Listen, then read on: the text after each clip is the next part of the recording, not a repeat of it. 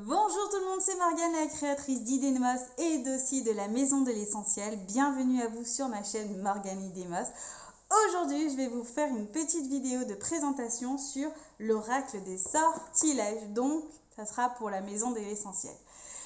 Attention, comme à chaque fois j'oublie de le dire, c'est un oracle d'occasion.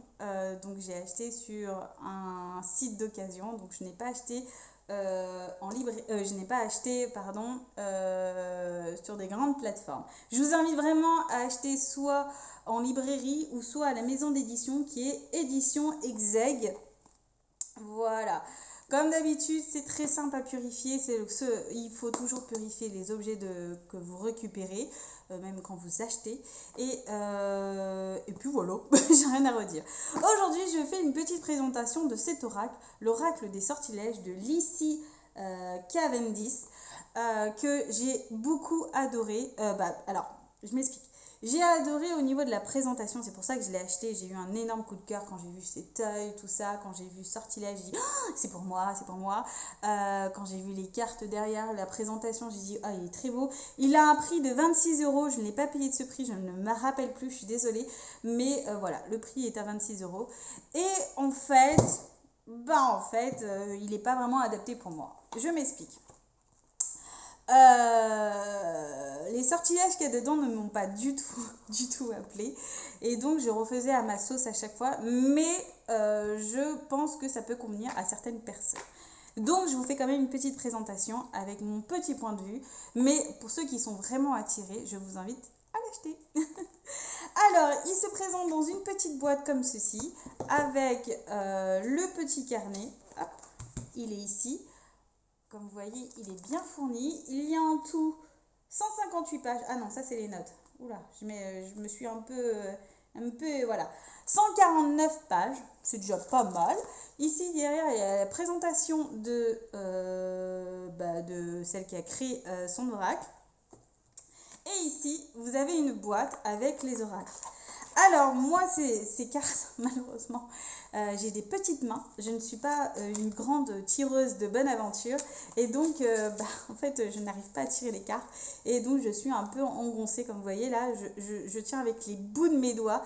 Donc, c'est pas facile pour moi, surtout pour mélanger. Donc moi, je mélange directement sur la table et je récupère la carte. Voilà, ça c'est ma facilité, c'est mon truc et astuce de l'année. Je rigole. Mais voilà, parce que moi, j'ai des petites mains et je ne suis pas vraiment douée pour mélanger les cartes. Ce que j'aime beaucoup avec ces cartes, c'est, vous voyez, c'est ce filet d'argent, doré, pardon, qui est vraiment magnifique. Elles sont semi-plastifiées. Elles ont aussi comment ça s'appelle, le fond change, pas change, mais a des formes particulières. Par exemple, là, c'est une dame, on dirait une prêtresse, pardon. Et en fait, derrière, c'est la carte de l'imagination. Là, avec les doigts, c'est la carte de la beauté. Il y a d'autres cartes là avec ces signes. C'est les cartes de la prospérité. Avec cet œil, c'est la carte de la santé. Donc je trouve qu'il y a quand même il y a un autre œil qui est vraiment très joli. Ouais, je ne sais pas si vous voyez. C'est la carte de la confiance en soi. Ce que je trouve très joli, c'est qu'il y a un énorme travail de design là-dessus.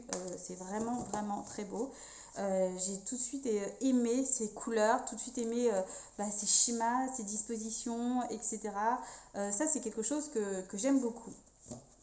Ensuite, quand on regarde le derrière, le devant plutôt, les cartes, je trouve pareil qu'il y a un code couleur. Là, il y a un numéro comparé à l'oracle des Celtes de nature où il n'y avait pas de numéro, donc il fallait revenir au sommaire. Et bien là, il y a un numéro, tu prends ton petit bouquin ou pas et tu lis ce qu'il y a à lire.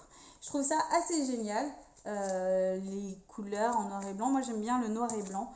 C'est quelque chose que j'aime beaucoup parce qu'on peut imaginer ce qu'on veut.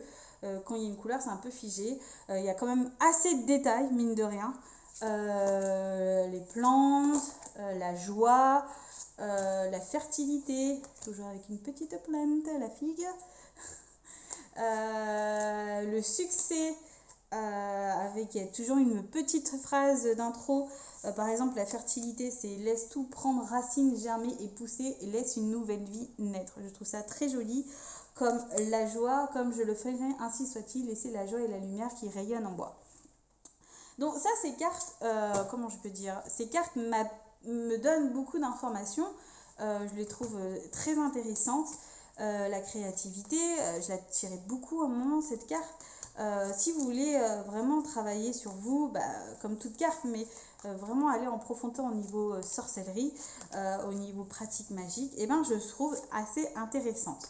Cependant, en termes de tirage, j'avais du mal à les interpréter. Peut-être c'est moi, peut-être c'est, je sais pas, je n'arrivais pas à interpréter.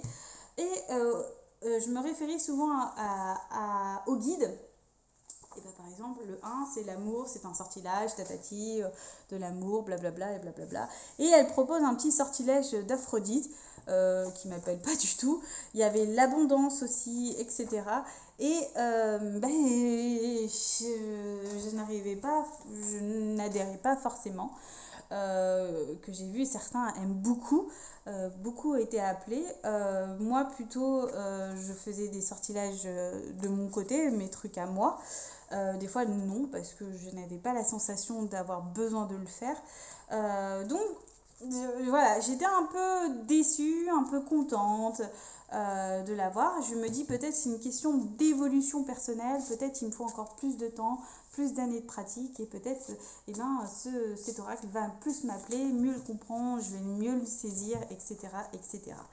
Ce qui est assez intéressant, c'est que quand vous tirez, selon votre tirage, elle ne propose aucun tirage, comment elle pourrait le faire comparé à le chemin des Kiram.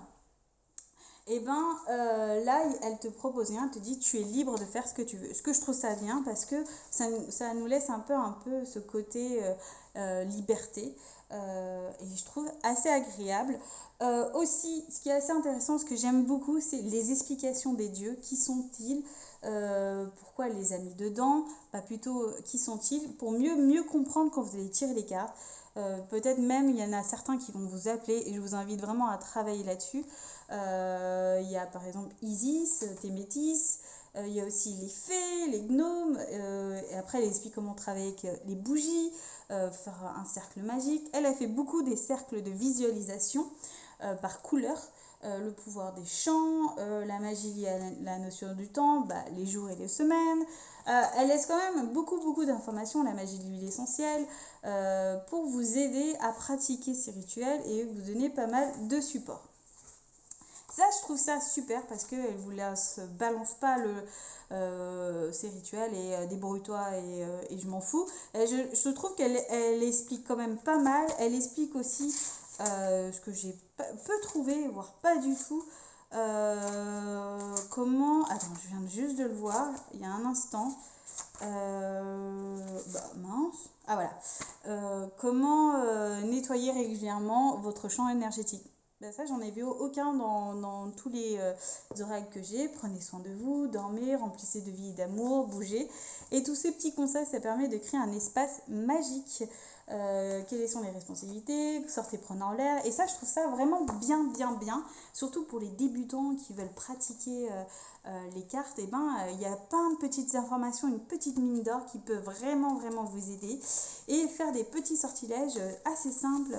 Par contre, il faut beaucoup de matériel si vous tirez assez souvent les cartes. Parce que des fois, il faut par exemple un tissu rouge, une pomme rouge, une bougie rouge.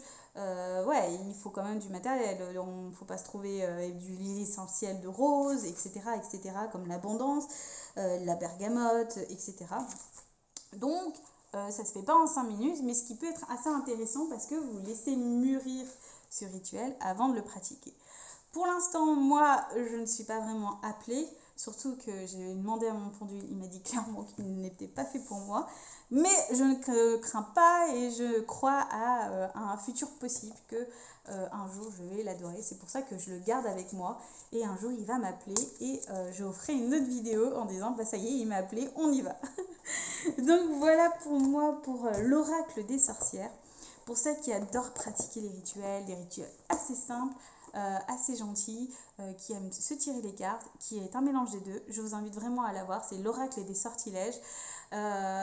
Il est à un prix à 26 €, il est très bien, il y a en tout 45 cartes et je ne sais plus combien de pages dans le livret. Donc voilà pour moi pour aujourd'hui la présentation des 7 oracles. Je vous souhaite une bonne journée, une bonne nuit pour certains. Si vous avez aimé cette vidéo, je vous invite à mettre un pouce bleu et aussi à vous abonner à cette page parce que toutes les semaines, il y aura une vidéo. Je vous dis à bientôt pour une prochaine vidéo.